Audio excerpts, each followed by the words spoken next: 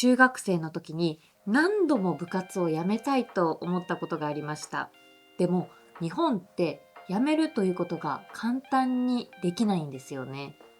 なんですけれども、続けたからこそやはり自分の考えが変わってきた、成長した部分もありました。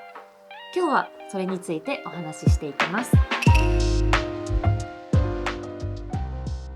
日本の学校生活を語る上で欠かせないものがあります。それがクラブ活動、部活です。日本では多くの学生が放課後にクラブ活動をしていて、友達関係や考え方、性格まで影響を受けます。今日は私自身の経験をもとにクラブ活動についてお話ししていきたいと思います。日本の学生はなぜこんなに部活をするのかというと、なんでなんでしょうね。これにつきます。私もなんで部活をするのか考えたことがなかったです。それぐらいみんな部活をしてるんですよ。中学生の時に私が何の部活を選んだかですが、私は、基本的には3年間同じ部活を続けるのが基本なんですよね、中学校って。なんですけど、私は1年生の時にテニス部、2年生と3年生は家庭科部という、料理やお裁縫をする部活に入っていました。1年生の時のテニス部が結構自分の中でしんどい部分が多くって、もちろん練習はほぼ毎日ありましたし、とにかく上下関係が厳しすぎた。もう先輩が怖すぎてなんか同じ学年にも影響が出るみたいな、この仲の良さみたいな、仲の悪さっていうのか、人間関係に影響が出すぎてちょっと心がしんどくなってしまって、部活に行かなくなったんですよね。やめにくかったですね。なんかもう顔を合わせるのもしんどくて、もともと1年間いた部活動の子とかで、部活の前にこう全体で集合するんですよ。なんかもうそれにすら私は行けなくなっちゃって、もうずっと保健室にいたりとかですごくしんどい時期がありましたね。そうですね、毎日部活は大変だった記憶があります。やっぱり中学校になると毎日部活があると家庭での予定が合わせられないんですよね。なんかお父さんとお母さん、弟、妹がすごく小さかったので、みんなでお出かけっていうのも極端に減りました。宿題や勉強との両立っていうのがやらなくちゃいけなかったんですよ。もう文武両道が当たり前だったので、悪い成績を取るわけにもいかない。部活動に影響が出るので取るわけにはいかないし、部活の成績もなるべく頑張ってあげなきゃいけないっていう状況でした。部活がない日はあるのはありましたね。たまに先生が予定がある時、あとはテスト期間はもうしっかり勉強しなさいってことで、朝も夕方も部活がなかったです。そう、あと年末年始とかお盆、まとまった休みの時は本当に3日から5日ぐらい休みがあったんですけど、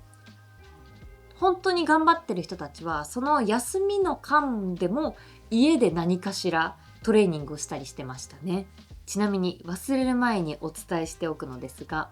私のおすすめする学園ドラマとアニメを3つ、そして部活でよく使う日本語のリストをまとめましたので、説明欄からチェックしてみてください。私がおすすめする学園ドラマやアニメ、ぜひ見ていただきたいです。見たことある方ももしかしたらいるんじゃないのかなと思うんですが、ぜひチェックしてみてください。一番大変だったなと思うのはやっぱり上下関係ですね。日本って小学校6年間、その次中学校3年間、そして高校3年間義務教育があるんですけれども、中学校に上がる前までの小学校の6年間って1年生から6年生までもう本当にフレンドリーで何の隔たりもなく生活するんですよ。なので急に小学校6年生が中学校1年生に上がった途端、もう社会ができてるんですよね。中学1年生はもう2年生3年生に絶対に敬語で喋らなきゃいけないし、2年生3年生年上の方を敬って従わなきゃいけないという、もう社会のルールが急になんて言ったらいいんかな、社会のルールを急にこう強要されるですよ。社会に出たらもう基本中の基本なので挨拶はしなきゃいけない。どんな先輩にも、嫌いな先輩にも、好きな先輩にも、先生にも、どんな人にでもちゃんと挨拶をしなきゃいけない。で、特にもう一番上の礼儀で言うと、止まって帽子を脱いで挨拶をしなさいだったんですよ。それもやっぱり先生がまず教えてくれて、先生がこう今まで上級生3年生2年生に教えてくれてたことだったので、やっぱ1年生にもっていうところで教えてくれてましたね。あとは厳しさで言うと、前髪が眉毛にかかっちゃいけないんですよ。だから頭髪チェックっていうのが月に1回あって、この辺なんですね。眉毛の上なんで、前髪がずっとこの辺、眉毛が出てる状態だと先生にめっちゃ褒められる。ちょっとかかってると、なんかちょっとかかってるんじゃないって言われる。でもすごく厳しいなってその時は思ったし、今でもそんな厳しくなくていいんじゃないかなとは思うんですけど、こう社会に出て身だしなみを整える、きちんとするっていうところにつながってるんだなって今となっては思いますね。途中でやめるのが悪いことだというのは今となっては全く思わないんですよ。なんですけど、その時のすごく小さなコミュニティの中でやめる自分に罪悪感はすごくありました。やっぱり周りに何て言われるだろうって気にしたりとか、自分が第一に決めて頑張ろうって決めたのにやめちゃうことだったりとか、すごく気にしましたけど、今となってはやめることは悪いことだとは思わないです。そのやめる理由が大切だなと思います。続けることが大切だなと思います。やっぱり続けたからこそ叶うことってあると思うので、オリンピック選手なんかが絶対にそうだと思うんですよ。何もかもやっぱりコツコツ続けることが大切っていうのは皆さんおっしゃってますよね。スポーツをしてきた方とか、こう何かを得た時に続けてきてよかったなってよく耳にするし、自分もそう思います。私が今振り返って楽しかったなっていう思い出は、家庭科部に2年間いたので、その時に一番仲良くなった友達が今でも友達なんですけれども、やっぱりその子と学生生活って友達と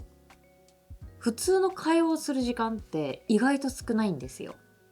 授業を受けてるか、クラスが違えば話す時間も少ないですし、そういった部分で言うと、なんか毎日部活動があるからこそ、毎日その子とコミュニケーションが取れて、毎日いろんな話をしながら自分の好きな裁縫ができたりとか、料理を作ることができたりとか、そういう時間はすごく楽しかったなって思います。部活を通して学んだのがいろいろあるんですけれども、協力する力とか、協調性、周りを見る力とか、継続することの大切さとか、そういった生きていく上で必要な部分、社会に出ていって必要になる部分が中学の時から学べたと思います。今は部活動のあり方も変わってきていると聞いています。例えば時間の短縮だったりとか、外部コーチだったりとか、強制的ではない部活動という部分を聞いたことがあります。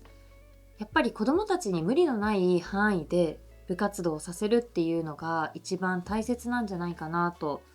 当時から思ってましたが、今はもうより多分強く思われているんじゃないのかなと思います。もしもう一度学生に戻って生活するとしたら、本当は私は何も選びたくないって思っちゃったんですけど、でもそれってきっといろんなことを知った今だからこそそう思ってしまうんだと思うんですよ。なのでもう私が学生の時のこの考えの広さで言うと、私はやっぱ1年生の時から家庭科部を選んでたらよかったな、家庭科部を選ぶかなと思いました。今日は日本のクラブ活動についてお話ししましたが、いかがでしたか？日本は上下関係が厳しかったりとか、クラブ活動が強制的ですごくしんどい。だけど学ぶこともたくさんあったという過ごし方だったんですよ。皆さんは学生の頃クラブ活動はしてましたか？皆さんの国ではあるのかな？またはクラブ活動じゃなくて、例えば自分でスポーツをすごく熱心にやってたとか、いろんな方がいらっしゃると思うので、その経験ぜひコメント欄にて教えてください。日本のクラブ活動はこう楽しいだけじゃないんですよね。体を動かすだけとか、ひたすら縫うだけとかじゃなくて、いろんなことを経験してどんな大人になるかっていうところまで影響してくるんですよね。はい、今日はここまでにしたいと思います。